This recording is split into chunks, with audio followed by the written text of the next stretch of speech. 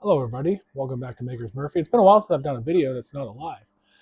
So today I'm going to show you one of my best-selling items from 2025 that I just got more orders for, so it continues to be a best-selling item. I'm going to show you how to make it for just a few dollars. And it's really simple to make. If you see my lives, I think I've done a few on my lives. And anyway, it's something that you can add if you're looking for sales. It sells well, it's easy to make, and let's go ahead and do it. Okay, so the first thing we're going to do is we're going to cut a couple of 4x4 blocks at 6 inches, 4 inches, and 2 inches. If you're going to be producing a lot of these, it's worth it to set up a stop block, but since I'm only doing a couple sets, I'm not going to bother putting in the stop block. So, 6 inch.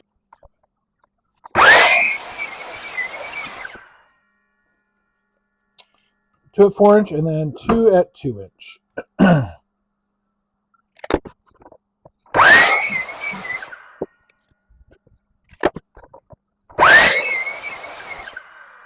right. So with approximately 2 feet worth of material, got a couple different sets going here. So next I'm going to show you what to do on the table saw. You can also do this on your miter saw if you don't have a table saw. It'll be a little bit more difficult, a little less safe. I'm going to do it on the table saw. Okay, so the next thing we're going to do after cutting those to length is we're going to cut a corner out of each of the blocks.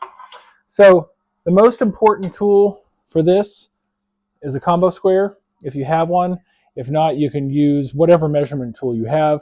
But I like using a combo square because then I can make sure I can get it exactly the same width away from my fence and the same depth in the blade. So I'll show you how I do that next, and we'll go from there. As you can see, my table saw top needs to be refinished. I did a video on how to do that. If you haven't seen it, feel free to check it out. So I've set this to 1 1/8 inch. I'm going to do it from the outside of my blade to my fence, lock my fence in. And the reason I like using a combo square is because I can put that flat against my blade and make sure I've got a nice square cut. Then I need to set the depth of my blade. So rotate the teeth until they're about at the top. Lower it down.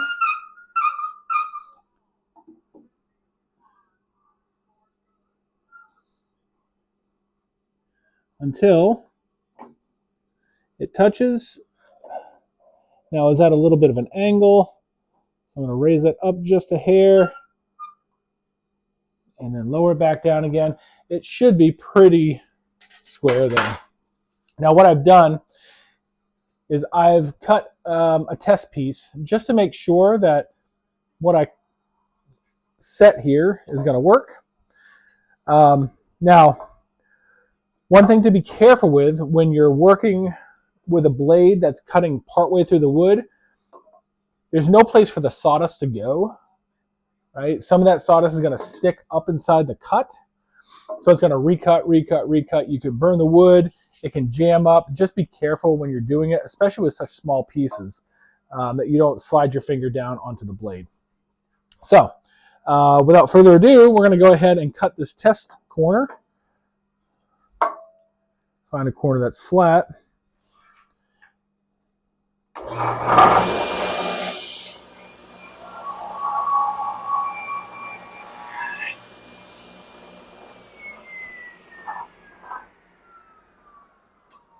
Something else I found that's useful is after cutting it, take it and flip it before cutting the next.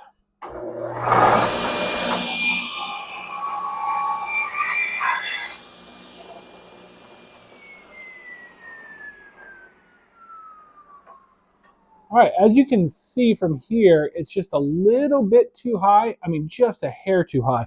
So I'm going to back that blade off just a hair, and we'll do another corner.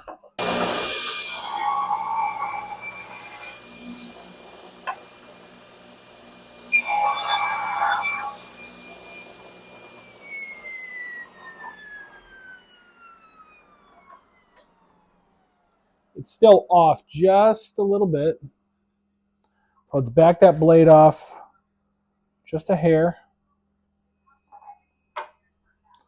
We'll get it eventually.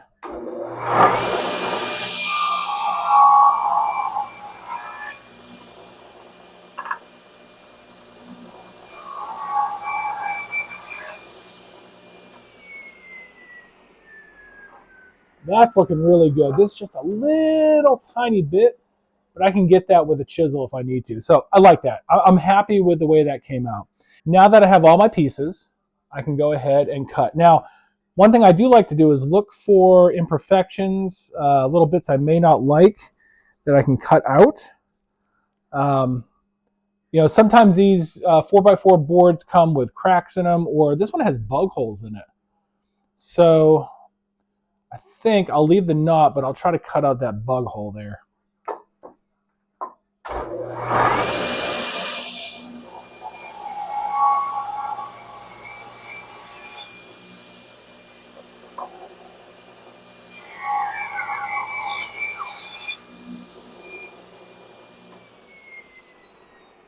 That was a nice clean cut. That bug hole, there's another one right there. This one, now, the important thing about these corner cuts that you make is the depth of the cut doesn't really matter all that much, as long as you keep it greater than 50% to the board, because we still got to cut a circle here that's about 1.25 inches, 1.5 inches in diameter. We got to drill that out in a little bit. So you want to leave yourself some room. 1.25 inch, 1 inch to say 1 3/8 inch is probably pretty good. I like 1 1/8 inch personally.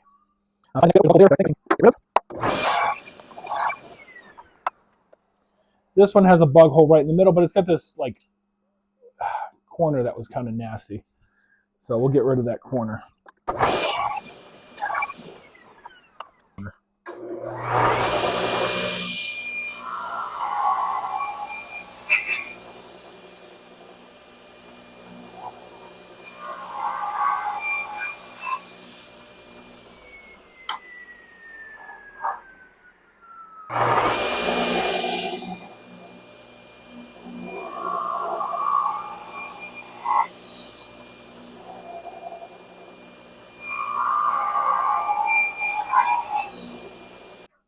So I'm trying to keep this mostly rustic. So I don't want to sand too much off, but I definitely want to round over the corners a little bit. And I want to kind of flatten some of the edges. It's hard to see maybe on camera, but there's a line here. It's like where when they sawed it, I don't know. It's not flat anyway. So we'll try to fix some of that. The blue marks from the saw blade on the miter saw, we'll get rid of that, and then we'll get it ready for doing the drill press.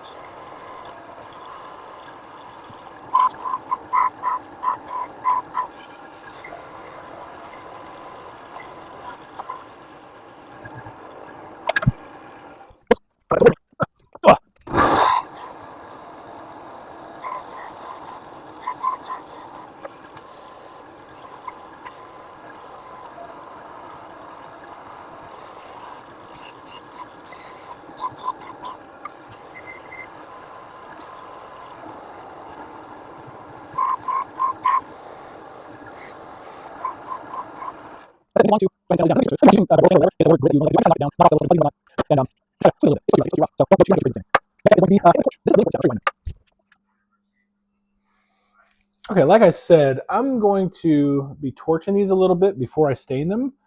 One thing I have found is that if you torch first before you stain, it really brings out the grain of the wood. Really adds to it. Plus, what it does is any little fuzzy bits that might still be remaining,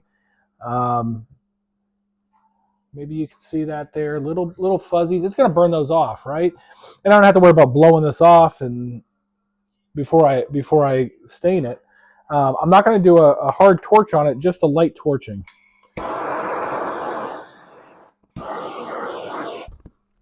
These are both being stained with dark stains, so it doesn't necessarily help too much, but it will help a bit. And like I said, it's more for the sanding aspect of it than anything else.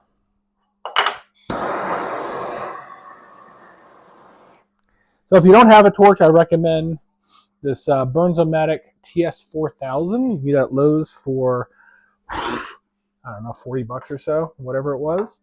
Comes with one canister. I've used just this one can of propane for a lot of these, a lot of cube sets, a lot of these, a bunch of other projects. It's lasted a long time. It's definitely worth the money. And I have a spare propane tank. I'm waiting to finish this one up.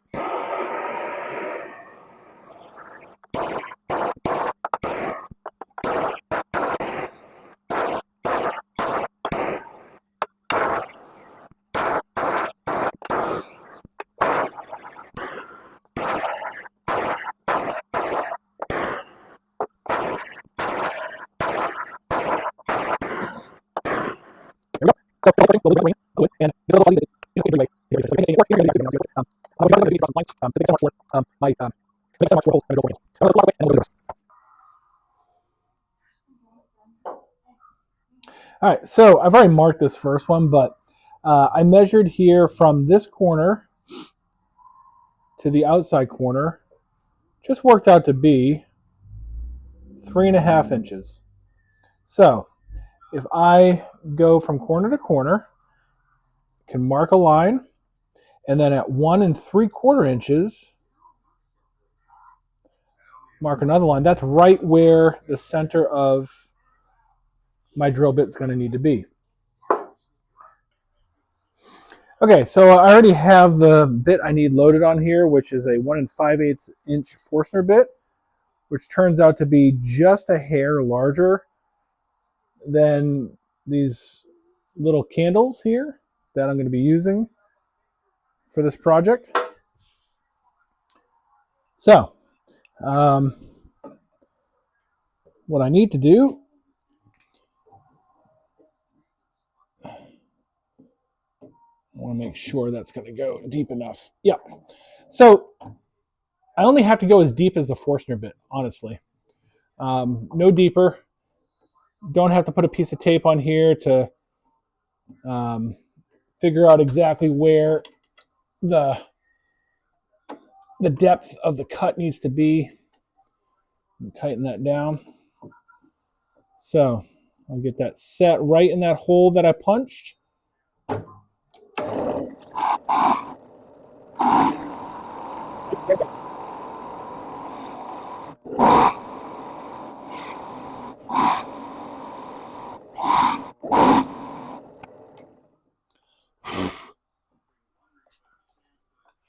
So, as you can see, that fits just right for one of these little candles. 1.5 inches, like it's almost too tight. So the 1 5/8 is the way to go. Okay, so the last thing that we need to do here is go ahead and crack our cans of stain. Give them a stir. And go ahead and stain.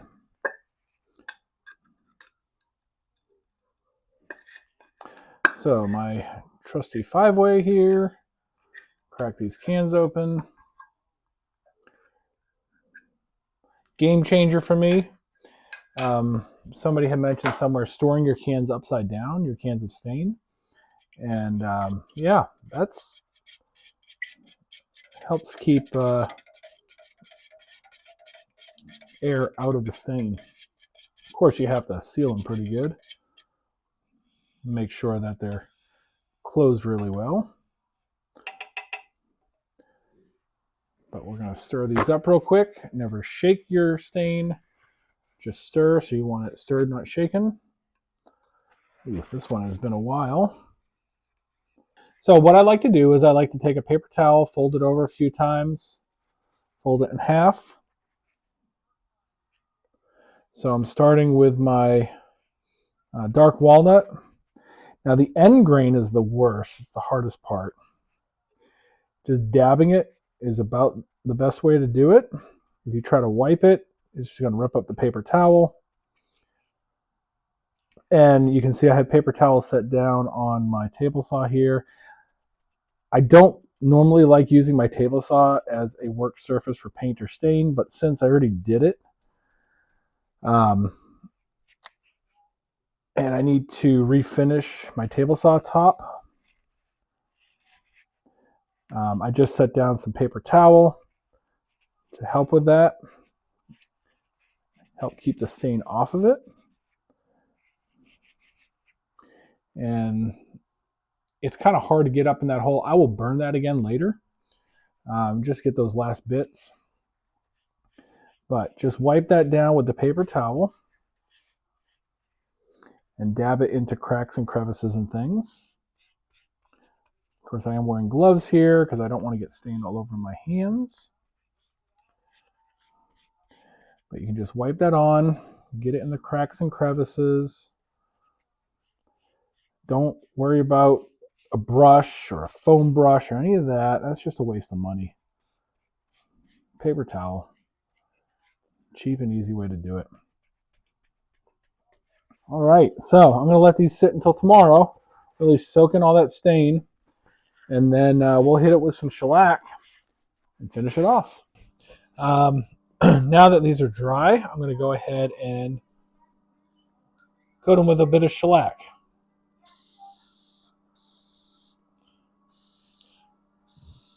Some people call it the poor man's finish.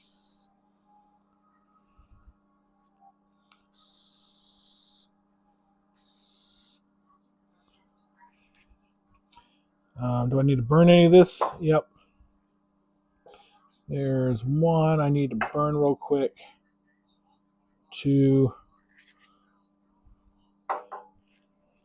Just to make sure that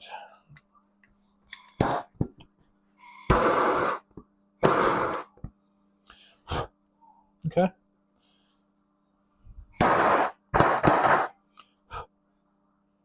Make sure that these look good.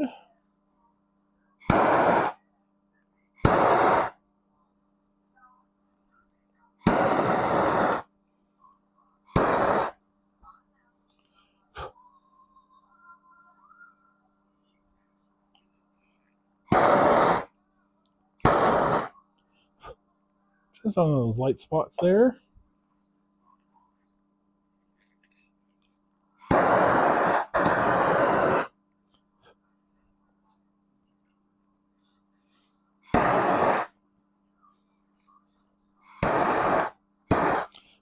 While wearing rubber gloves, that's a smart thing to do.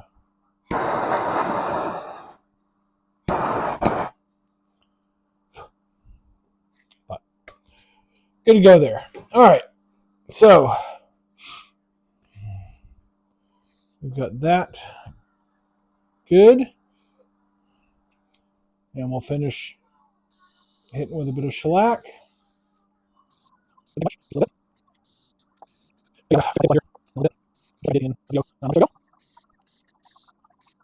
And we got this covered in shellac.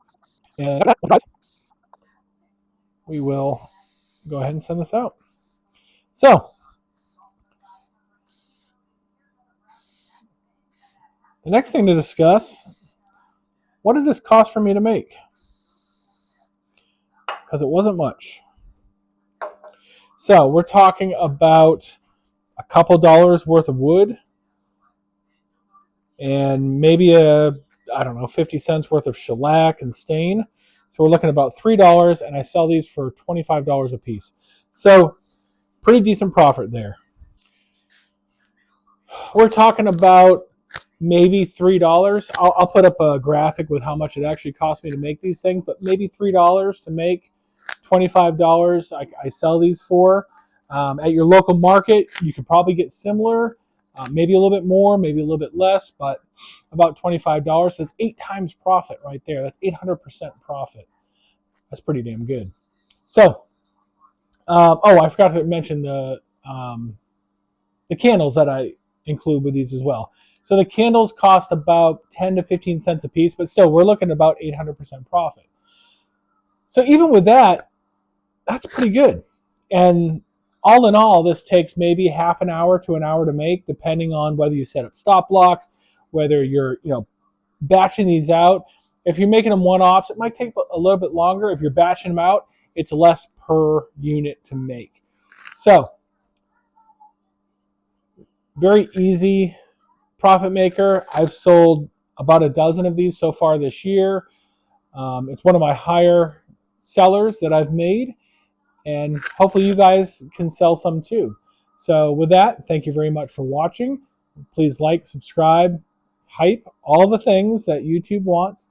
And thank you very much for watching, and I'll see you on the next one. Next time, I'm not sure what I'm going to do, but we'll do something fun. And as always, go make something.